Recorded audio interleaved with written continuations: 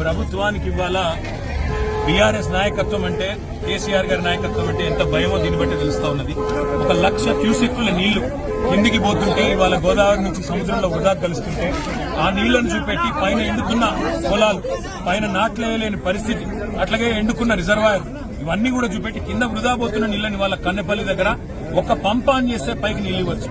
నిజంగా ఈ ప్రభుత్వానికి చేత కాకపోతే, ఈ ప్రభుత్వానికి నిజంగానే వ్యవసాయాన్ని బాగా చేసే వాళ్ళకు ఆలోచన గాని ఉద్దేశం గాని లేకపోతే ఒక వారం రోజులు కేసీఆర్ గారికి అప్పచెప్పండి. కన్నెపల్లి దగ్గర నుంచి వాళ్ళ నీళ్లు పంపులు ఆన్ చేసి మొత్తం వారం రోజుల లోపలనే అన్ని జలాశయాలు నింపి రాష్ట్రంలోని మరి గోదావరి మీద ఆధారపడ్డ, గోదావరి పరివాహక ప్రాంతం మీద ఆధారపడ్డ, గోదావరి మీద ఆధారపడ్డ ప్రతి ఎకరం పంట పొలానికి నీళ్లు ఇచ్చే బాధ్యత మాది. ఇవాళ సింపుల్ గా 93.5 మీటర్ల మీద గోదావరి ప్రవహిస్తా ఉంది. మేడిగడ్డ బ్యారేజ్ తో సంబంధం లేకుండా, బ్యారేజ్ గేట్లు తెరుచున్నాయా మూసున్నాయా అన్న దాంతో నిమిత్తం లేకుండా ఇవాళ బ్రహ్మాండంగా పంపులు ఆన్ చేస్తే కన్నెపల్లి దగ్గర నుంచి లిఫ్ట్ చేయొచ్చు. ఆడ 96 మీటర్ల మీదికెళ్లి గోదావరి పోతున్నది. ఇవాళ 93.5కే మీరు బ్రహ్మాండంగా పంపులు ఆన్ చేయొచ్చు. ఆడ బ్యారేజ్ తో సంబంధం లేకుండా నీళ్లు తోడొచ్చు.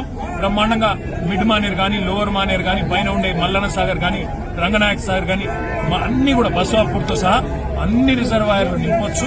బ్రహ్మాండంగా రైతులకు నీళ్లు ఇవ్వచ్చు. మార్గ మధ్యంలో ఉండే చెర్రల్లో కూడా నీళ్లు పోయొచ్చు. కానీ ప్రభుత్వం తన చేతగాంతనాన్ని, తన అసమర్థతను కప్పిపుచ్చుకోవడానికి ఇలా మమ్మల్ని జనగామ దగ్గరనే అడ్డుకునే ప్రయత్నం చేస్తా ఉన్నది. ఎందుకు అడ్డుకుంటున్నారని మేము అడిగాం పోలీసులు. మాకు ఆదేశాలు ఉన్నాయంటారు. కింద నీళ్లు వృధాగా పోతుంటే అవి రైతులకు చూపెడతామంటే మీకెందుకు భయం? ఎల్నీనో అంటున్నారు, కరువు వచ్చింది అంటున్నారు. కరువు వచ్చినా ఇవాళ కల్పతరువు లాంటి కాళేశ్వరం తెలంగాణకున్నది. కల్పతరువు లాంటి కాళేశ్వరంలో మీరు చేసేది ఏం లేదు. కన్నెపల్లి కాడ 2 బటన్లు ఒత్తాలి గంతే. ఆ 2 బటన్లు ఒత్తితే మా కరీంనగర్ నియోజకవర్గంలోని మొట్టమొదటి బెనిఫిషరీ కరీంనగర్ నియోజకవర్గంలోని ప్రాంతం.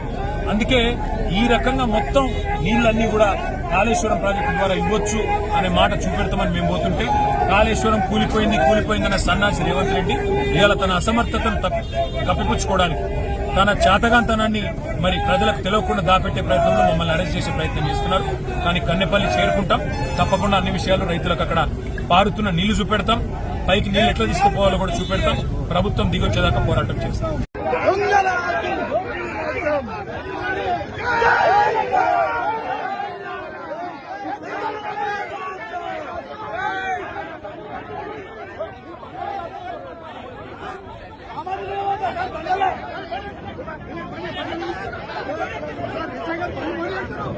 Vamos.